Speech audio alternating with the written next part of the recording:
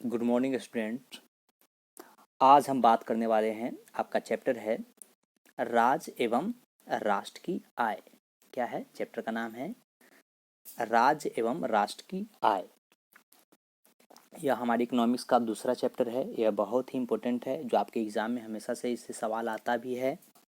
सबसे समझते हैं पहले आय से कि आय क्या होता है।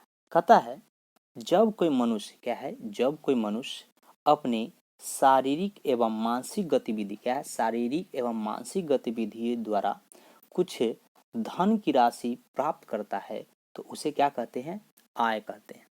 अर्थात कि जब कोई व्यक्ति शारीरिक रूप से मेहनत कर या फिर मानसिक रूप से मेहनत कर जो भी धन प्राप्त करता है वह क्या कहलाता है? उसे जो धन प्राप्त होता है उसका, उसे हम आय कहते हैं। उसके लिए वो क्या है? वह आय है। एक एक मजदूर जो होता है वो खेत में काम करे, या एक डॉक्टर अपनी पेशा में जाए, या वकील है, या पुलिस है, या कोई शिक्षक है, वो अपने मानसिक या शारीरिक रूप से अगर काम करता है और उससे जो उनके धन प्राप्त होता है वो क्या कहलाता है? आय कहलाता है। कहता है कि आय के रूप को देखते हैं। कहता है राष्ट्रीय आय और क्या है? प्रति व्यक्ति आय। तो राष्ट्रीय आय कैसे निकलते हैं? तो राष्ट्रीय आय का क्या विधि है? तो देखिए, तो पहले समझेंगे प्रति व्यक्ति आय किसे कहते हैं। तो प्रति व्यक्ति आय क्या है? कहता है जब देश की जब देश की कुल आय को देश की कुल जनसंख्या से भाग देने पर, क्या है, भाग देने पर जो भागफल प्राप्त होता है वह क्या कहलाता है? प्रति व्यक्ति आय कहलाता है। अब क्या है? राष्ट्रीय आय। यह भी इंपॉर्टेंट है। राष्ट्रीय आय क्या है? तो राष्ट्रीय आय क्या होता है? कहता है किसी भी देश में एक वर्ष के अवधि में जो जो भी क्या है जो भी देश में उत्पादित सभी, क्या, उत्पादित सभी वस्तुओं का अंतिम योग होता है उसे क्या कहते हैं? राष्ट्रीय आय कहते हैं। जैसे लगान, मजदूरी, ब्याज, इन सभी से जो आय प्राप्त होता है उसे क्या कहते हैं? राष्ट्रीय आय कहते हैं। एक और उदाहरण कहता है आपको, कहता है देश देश के लोगों को प्राप्त होने वाली आय का योग, क्या है, योग राष्ट्रीय आय कहलाता है। अब कैसे होता है? तो यह लगान हो सकता है, मजदूरी हो सकता है, ब्याज हो सकता है, लाभ हो सकता है। इन सभी के माध्यम से जो भी धन प्राप्त होता है वो क्या कहलाता है आपका? तो राष्ट्रीय आय कहलाता है। अब हम बात करते हैं राष्ट्रीय आय कितने प्रकार से निकलता है। तो राष्ट्रीय आय निकालने के मुख्य रूप से 3 तरीके से हम लोग क्या निकालते हैं? राष्ट्रीय आय निकालते हैं। पहला कह रहा है आपको सकल घरेलू उत्पाद। क्या है? सकल घरेलू उत्पाद। तो सकल घरेलू उत्पाद किसे कहते हैं? तो कहता है किसी भी देश में दिए हुए, मतलब किसी भी देश में दिए हुए वर्षों में, किसी भी देश में दिए हुए वर्षों एवं सेवाओं की कुल मात्रा उत्पादित की जाती है। कहता है किसी देश में दिए हुए, मतलब क्या है, एक सीमित वर्ष में वस्तुओं और सेवाओं की कुल मात्रा उत्पादित की जाती है उसे क्या कहते हैं? सकल घरेलू उत्पाद कहते हैं। क्या कहते हैं उसे? सकल घरेलू उत्पाद कहते हैं। इसको अंग्रेजी में कहता है ग्रॉस डोमेस्टिक प्रोडक्ट। मतलब क्या है कि एक अवधि में उत्पादित वस्तुओं और सेवाओं के कुल मात्रा, क्या, जो कुल मात्रा के जो उत्पादन किया गया उसे क्या कहते हैं? सकल घरेलू उत्पाद कहते हैं। अब देखिए, इस चीज को हम लोग, यह रिवीजन मटेरियल है तो हम लोग इस चीज पे करते हैं। प्रति व्यक्ति आय बता चुके हैं। एक है राष्ट्रीय आय की गणना। क्या है? राष्ट्रीय आय की गणना। तो राष्ट्रीय आय की गणना कितनी विधि से होती है? तो 3 विधि से होती है। कितना विधि से होती है? 3 विधि से। एक है उत्पादन गणना विधि, आय गणना विधि और व्यय गणना विधि। क्या होता है? उत्पादन गणना विधि, व्यय गणना विधि और आय गणना विधि। अब कहता है यह आपको कि गणना में कठिनाई क्या है, कि देखिए किसी वस्तु के उत्पादन में आय निकालने में कुछ कठिनाइयों का सामना करना पड़ता है। अब उन कठिनाइयों को क्या है सामना करना? तो सबसे बड़ी समस्या है आंकड़ों को एकत्र करने की। मतलब पूरे भारत में लोगों को पैसा कमाने का क्या स्रोत है, इस आंकड़ा को एकत्रित करना क्या है, बहुत बड़ा कठिनाई है। दूसरी, दोहरी गणना की संभावना। अब दोहरी गणना की संभावना क्या है, अब मान के चलिए कि आपने गेहूं क्या है, गेहूं खरीदा है 20 रुपया में, ठीक है, और उससे क्या बनाए हैं आप, आटा बनाए, क्या बनाए हैं, आटा बनाए हैं, और आटा को आपने बेचा है 40 रुपया में। लेकिन अगर आप लिखिएगा कि नहीं, गेहूं का भी मेरा 18 रुपया चार्ज है और आटा का दाम 40 रुपया, दोनों को जोड़कर आप दाम बताइए कि नहीं इस दोनों का दाम इतना हो गया, तो ये क्या है, दोहरी गणना की संभावना क्या होती है, सामने उत्पन्न हो जाती है। मतलब कि कोई एक ही वस्तु को हम दो रूप में उपस्थित कराएं तो वो क्या कहलाएगी, दोहरी गणना कहलाती है। यह खासकर इस चीज को आप समझ सकते हैं, जो गेहूं और आपको क्या बताए हैं, गेहूं और आटा के बारे में आपको बताए हैं। एक्चुअल में गेहूं से क्या बना है, आपका आटा बना है। मूल्य को मापने में कठिनाई, मतलब क्या है कि हर वस्तु का लोग अलग अलग मूल्य निर्धारण करते हैं। जिस प्रकार आपके जमीन का क्या है, जो जमीन का मूल्य है उसका भी निर्धारण क्या है, एकदम सा अलग है। हर जगह अलग अलग जमीनों का क्या होता है, मूल्यांकन किया जाता है कि इस जमीन का अलग मूल्यांकन है। मतलब कि हम लोग किसी के एग्जैक्ट दाम हम लोग क्या है, हम लोग पता नहीं कर पाते हैं। यही क्या कहलाता है, मूल्य के मापन में कठिनाई। दोहरी गणना की संभावना बता चुके आपको कि हमेशा क्या होता है, दोहरी गणना की संभावना बरकरार रहती है। वस्तु विनिमय प्रणाली का अभाव, क्या है, मौद्रिक विनिमय प्रणाली का अभाव। कभी कभी ऐसा भी होता है कि मुद्रा क्या है, मुद्रा मुद्रा का विनिमय, कहता है मुद्रा के विनिमय में बदलने में क्या होती है, कठिनाई होने लगती है। कि कोई आदमी पैसा नहीं, सिर्फ क्या कहते हैं कि नहीं हम वस्तु के बदले क्या लेना चाहेंगे, वस्तु लेना चाहेंगे। तो ऐसे में क्या है, ऐसे में आपको उसके मापने में कठिनाई का सामना करना पड़ता है।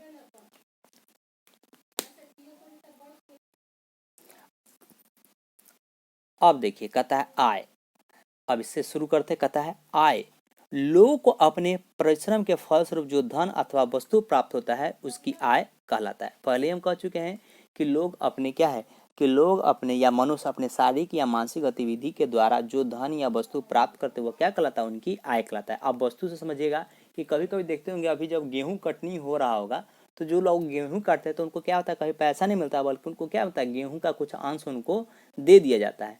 तो वही अंश उनके लिए क्या कहलाएगा, आय कहलाएगा। अगला कहता है कि लोगों की आय, क्या है, लोगों की आय के द्वारा देश के आर्थिक विकास की स्थिति का आकलन किया जाता है। कि मतलब क्या है, लोगों के जो पैसा प्राप्त होता है उसी के माध्यम से उस देश की आर्थिक विकास के बारे में हमें क्या होता है, मुख्य रूप से पता चलता है कि वह क्या है, कितना विकसित है और कितना क्या है, अविकसित है। अगर जिस देश का प्रति व्यक्ति आय ज्यादा होता है हम उसे क्या मानते हैं कि वह ज्यादा संपन्न देश है। अब कहता है राष्ट्रीय आय, तो हम पहले ही बताए हैं कि देश के लोगों के प्राप्त होने वाली आय का योग क्या कहलाता है, राष्ट्रीय आय कहलाता है। चाहे वे देश में प्राप्त किया गया हो या विदेश में जाकर प्राप्त किया गया हो। अब विदेश में क्या समझते हैं कि कोई आदमी अगर विदेश से कमाकर विदेश में कमाता है, क्या कोई आदमी विदेश में कमाता है और वह पैसा कहाँ भेजता है, अपने देश भारत भेजता है, तो भी वह क्या कहलाएगा, राष्ट्रीय आय के तहत कहलाएगा। आगे कहता है किसी भी देश का आर्थिक विकास उसकी राष्ट्रीय आय पर निर्भर करता है। इस बात को समझिएगा, इस बात को समझिएगा। कहता है किसी भी देश का आर्थिक विकास उसकी राष्ट्रीय आय पर निर्भर करता है। मतलब आर्थिक मतलब क्या है कि पूंजीगत, क्या है, पूंजी का विकास, मतलब व्यापार का विकास उसका क्या करता है, राष्ट्रीय आय पर निर्भर करता है। कि अगर कि देश में अच्छा खासा पैसा होगा, अच्छा खासा पैसा होगा तो वह क्या करेगा, उनका आर्थिक कैसा रहेगा, आर्थिक विकास भी क्या होगा, मजबूत होगा। तो इन सभी बातों को, आय का यह स्रोत है, इन चीज को आप लोग क्या करेंगे, नोट कर लेंगे, क्या कर लेंगे, नोट कर लेंगे। और आगे हम लोग पढ़ने वाले सकल घरेलू उत्पाद, शुद्ध राष्ट्रीय उत्पाद, इसके बारे में उत्पादन गणना विधि, ये हम लोग जस्ट पढ़ने वाले हैं। अब आते हैं इम्पोर्टेंट के सवाल पे, ऑब्जेक्टिव के रूप में। यह जो आपके लिए इम्पोर्टेंट कहता है, आपसे सवाल आएगा कि भारत में पहली बार राष्ट्रीय आय का अनुमान कब लगाया गया था। तो आपका जवाब होना चाहिए कि भारत में पहली बार 1868 ईस्वी में दादा भाई नेहरूजी ने राष्ट्रीय आय का अनुमान क्या था, लगाया था। कहता है उन्होंने अपनी पुस्तक poverty and un British rule in India, क्या है, poverty and un British rule in India में प्रति व्यक्ति आय क्या मात्र बताए थे, मात्र प्रति व्यक्ति उन्होंने कितना बताया था कि उस समय 1968 में प्रति व्यक्ति आय कितना था, मात्र 20 रुपया बताया था।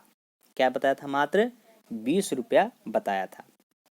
ये दो बात याद होना चाहिए कि भारत में पहली बार आय का अनुमान किन्होंने लगाया था, तो दादा भाई नेहरूजी ने 1968 में लगाया था। उस समय प्रति व्यक्ति आय कितना था, मात्र 20 रुपये मात्र था। कहता है राष्ट्रीय आय के आंकड़ों को एकत्र करने के लिए सरकार ने क्या है, सरकार ने 1951 में केंद्रीय सांख्यिकी संगठन जनरल स्टैटिस्टिक्स ऑर्गेनाइजेशन की स्थापना की थी। आपसे ऑब्जेक्टिव में पूछ सकता है कि राष्ट्रीय आय के आंकड़े को एकत्रित करने के लिए सरकार ने किस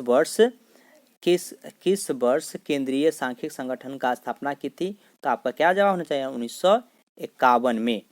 कहता है देखिए अगला कहता है इसे कार्य में राष्ट्रीय प्रतिदर्शा सर्वेक्षण संगठन सहायता करता है। नेशनल सैंपल सर्वे ऑर्गेनाइजेशन मतलब क्या है कि प्रदर्शिता मतलब क्या होता है कि आर पार देखने के लोग भी आपको देख पाए कि हाँ कहाँ से इनकम का स्रोत आ रहा है। ठीक है, जैसे आप लोग कहते हैं ना कि सर इनकम टैक्स देना पड़ता है, ये चीज़ तो वो सरकार देखती कि कहाँ से आप पैसा जमा कर पा रहे हैं या नहीं।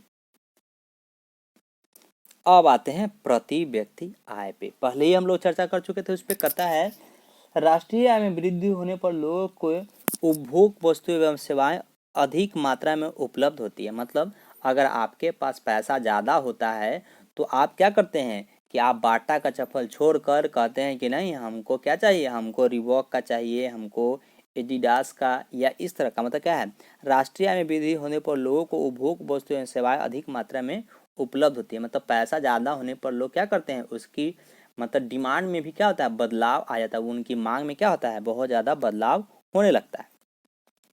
अब इस चीज़ को देखते हैं कि यह क्या है, प्रति व्यक्ति आय हम लोग कैसे निकालते हैं। तो आपका यह इसका डेफिनेशन है, लिखेगा किसी भी देश का राष्ट्रीय आय में कुल जनसंख्या से भाग देने पर जो भागफल प्राप्त होता है, यह इम्पोर्टेंट है जो हम घेर रहे हैं, भाग देने पर उस देश का प्रति व्यक्ति आय प्राप्त होता है, या उसे प्रति व्यक्ति राष्ट्रीय औसत कहते हैं।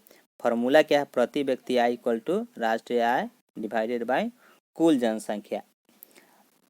इसको हम लोग क्या समझ लेंगे कि इसको पूरा तरीका समझ लेंगे। पहले बताएं कि देश की कुल जनसंख्या को देश के कुल आय से, क्या है, राष्ट्रीय कुल, देश की कुल आय से देश की कुल जनसंख्या से भाग देने पर जो भागफल प्राप्त होता है वह क्या कहलाता है, प्रति व्यक्ति आय कहलाता है। अब देखिए कहता है एक ये बात इंपॉर्टेंट है, कहता है केवल आय में होने वाली वृद्धि किसी देश की आर्थिक स्थिति को नहीं व्यक्त करती। यदि राष्ट्रीय आय बढ़ाने के साथ जनसंख्या में वृद्धि हो जाए तो जीवन स्तर में कोई सुधार नहीं होता है। इसका अर्थ समझिएगा, अगर आपका पैसा बढ़ रहा है और आपके साथ साथ आपके घर का जनसंख्या भी बढ़ रहा है तो वह क्या है, आपके लिए लाभकारी नहीं होगा, उस पैसे का कोई महत्व नहीं होगा, क्योंकि जनसंख्या बढ़ने के साथ उनके शिक्षा स्वास्थ्य सब चीज़ पे क्या होता है, खर्च उतना ज़्यादा बढ़ता है। तो मतलब क्या है, आपके आय में वृद्धि होने पर अगर जनसंख्या भी बढ़ता है तो आप में कोई भी लाभ, मतलब कोई भी आप क्या कर सकते हैं, आपका जीवन स्तर में कोई सुधार देखने को नहीं मिलेगा। अब बात करते हैं राष्ट्रीय आय की अवधारणा, कंसेप्ट ऑफ नेशनल इनकम। कहता है राष्ट्रीय आय की अवधारणा को निम्नलिखित आयामों के द्वारा स्पष्ट किया गया है। मतलब पहले ही बताए हैं कि मुख्य रूप से 3 तरह से निकलता है, सकल घरेलू उत्पाद जिसको कहते हैं, आप हमेशा ऑब्जेक्ट में पूछता है जीडीपी, जीएनपी और एनएनपी।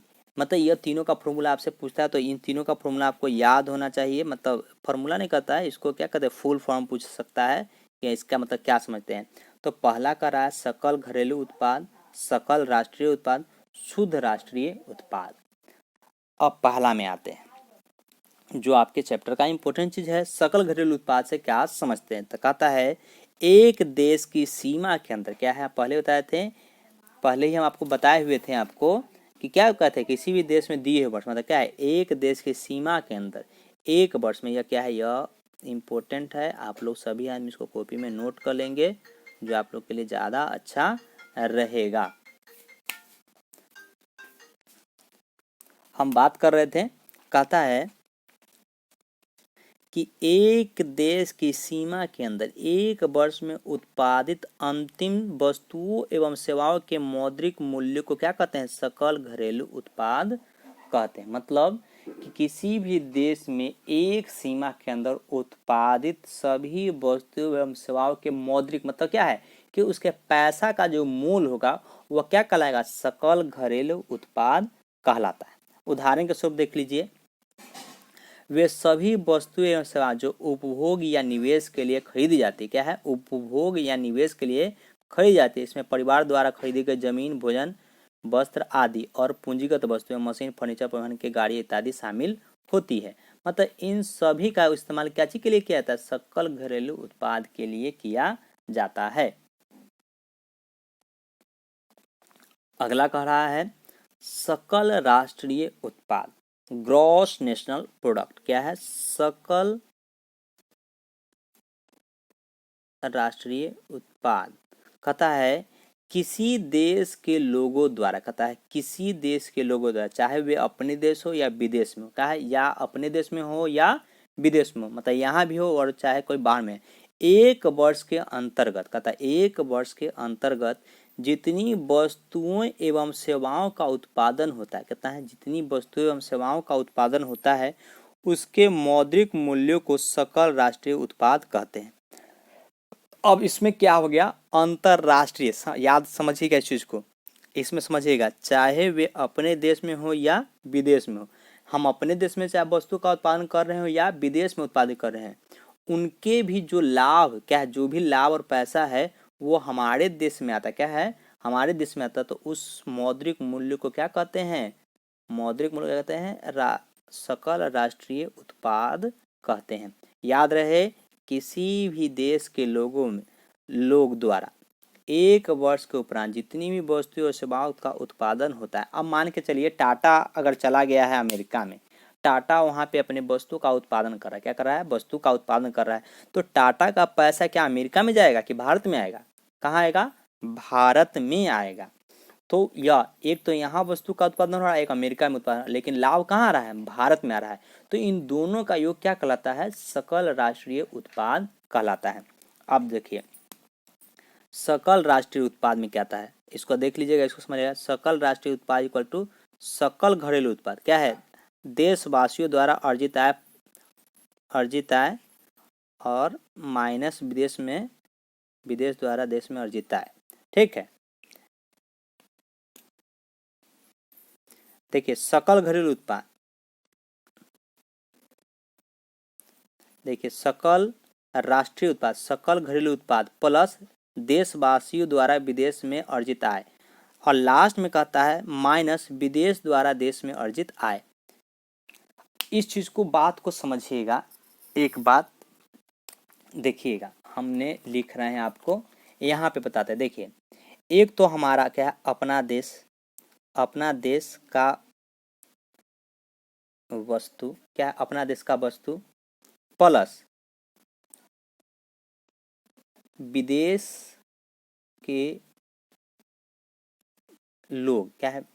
विदेश में जो है, मतलब विदेश में जो भारतीय लोग हैं उनसे प्राप्त है, क्या है? उनसे प्राप्त है, माइनस हमारे भी तो देश में विदेशी लोग काम कर रहे हैं कि नहीं काम कर रहे हैं? चाहे वो रेडमी का मोबाइल हो, चाहे एप्पल का हो, चाहे सैमसंग का हो, यह सभी तो काम कर रहे हैं। तो वह पैसा क्या करेंगे? क्या वो पैसा भारत में छोड़ेंगे कि वो अपने देश ले जाएंगे? तो हम लोग को सकल राष्ट्रीय उत्पाद को निकालने का मुख्य तरीका क्या है कि इसमें क्या होता है कि अपने देश में वस्तु का उत्पादन का जो मौद्रिक मूल्य उसको जोड़ते हैं, जो हमारे ही लोग विदेश में रह रहे हैं उनसे जो प्राप्त धन है उसे जोड़ते हैं, और किसको माइनस करते हैं? जो हमारे देश में विदेशी लोग रहते, क्या रहते हैं? विदेशी। ध्यान दीजिएगा कि जो विदेशी लोग रहते हैं वह जो पैसा प्राप्त हमारे देश में करते हैं वो कहाँ भेजते होंगे? विदेश भेजते होंगे। यह जो आदमी है वो कहाँ पैसा भेजेगा? विदेश वाला विदेश भेजा। तो इसको माइनस करने पर हमें क्या मिलता है? सकल राष्ट्रीय उत्पाद हमें क्या है? मिलता है। आज के लिए लास्ट टॉपिक बताते हैं, शुद्ध राष्ट्रीय उत्पाद। अब देखिए शुद्ध राष्ट्रीय उत्पाद क्या कहता है? कहता है सकल राष्ट्रीय उत्पाद एक निश्चित अवधि में देश के संपूर्ण उत्पादन का मौद्रिक मूल्य। देखिए अब तीनों बात को समझिएगा, तीनों बात इसमें मुख्य रूप से आता है। सकल राष्ट्रीय उत्पाद एक निश्चित अवधि में देश के संपूर्ण उत्पादन का क्या है, मौद्रिक मूल्य।